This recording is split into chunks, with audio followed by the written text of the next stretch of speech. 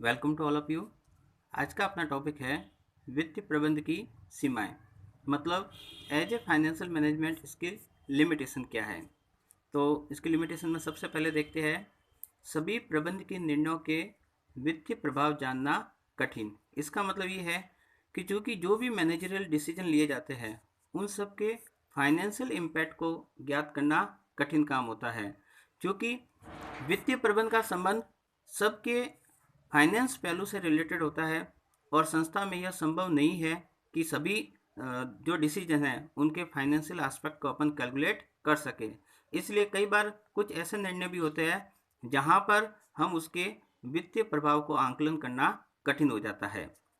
दूसरी इसकी लिमिटेशन देखें तो वित्तीय लेखों पर निर्भर, क्योंकि जैसा अपन जानते हैं, मान लीजिए अपन अपन एफएम के अंदर कोई रेशियो कैलकुलेट करें तो उसके लिए हमको करंट असेस्ट, करंट लाइबिलिटीज, इससे रिलेटेड जो भी इंफॉर्मेशन चाहिए होगी वह सब की सब फाइनेंशियल अकाउंट यानी कि ट्रेडिंग अकाउंट है, P&L अकाउंट है, बैलेंस शीट है, वहाँ से हमें मिलेगी।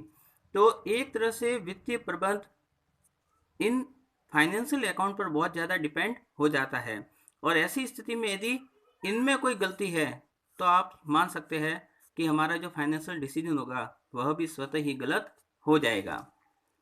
फिर अगली अपन देखते हैं संबंधित विषय की कम जानकारी, क्योंकि वित्तीय प्रबंध अपने आप में बहुत मेजर रोल निभाता है किसी भी संस्था में, लेकिन अक्सर ये देखा जाता है कि वित्तीय प्रबंध के संबंध में यदि आपको पर्याप्त और उचित ज्ञान नहीं है तो जाहिर सी बात है आपके डिसीजन भी उससे काफ़ी कुछ प्रभावित होते हैं और इस विषय के बारे में गहरी समझ बहुत सीमित लोगों तक होती है। इसलिए विषय से संबंधित कम जानकारी होना भी अपने आप में इसकी एक लिमिटेशन है।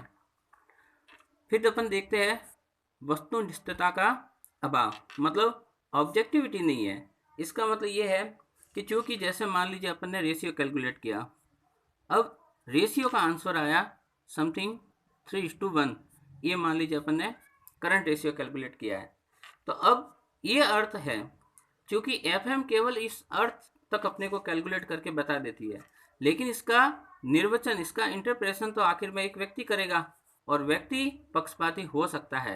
इसलिए कई बार व्यक्ति अपने फायदे के लिए इन जो भी आंसर आ रहा है उसको तोड़ मरोड़ के अपने फेवर में कर लेता है, जिससे कहीं ना कहीं वित्तीय प्रबंध की कमी झलकती है।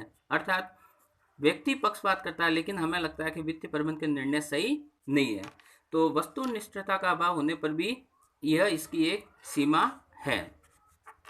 फिर अपन देखते हैं विकासशील विषय वस्तु। जैसा कि हमने पूर्व के वीडियो में देखा था कि एफएम एक सब्जेक्ट के रूप में जरूर है, लेकिन इसके विकास में बहुत सारे अलग अलग सब्जेक्ट ने अपना कंट्रीब्यूशन दिया है, जैसे अकाउंट है, स्टेट है, मैथ्स है, इकोनॉमिक्स है। इस प्रकार से इन सब सब्जेक्ट का कॉम्बिनेशन होकर एफएम के रूप में डेवलप हुआ है।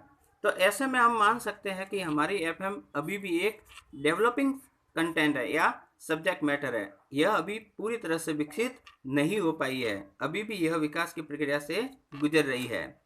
और फिर अपन फाइनली देखते हैं खर्चीली वित्तीय प्रबंध। आप देख सकते हैं, एक यदि सिंगल व्यापारी है, एकल स्वामित्व है, तो वो उसके लिए कोई अलग से मैनेजर नहीं रखता, क्योंकि वो उसका खर्चा अफोर्ड नहीं कर सकता।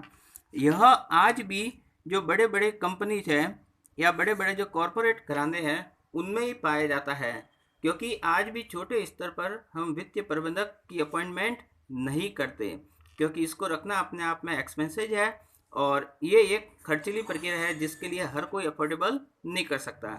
तो ऐसे में अभी भी यह बड़ी बड़ी कंपनियों तक ही एफएम की पोस्ट सीमित है।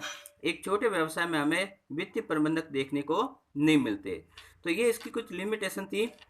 Thank you.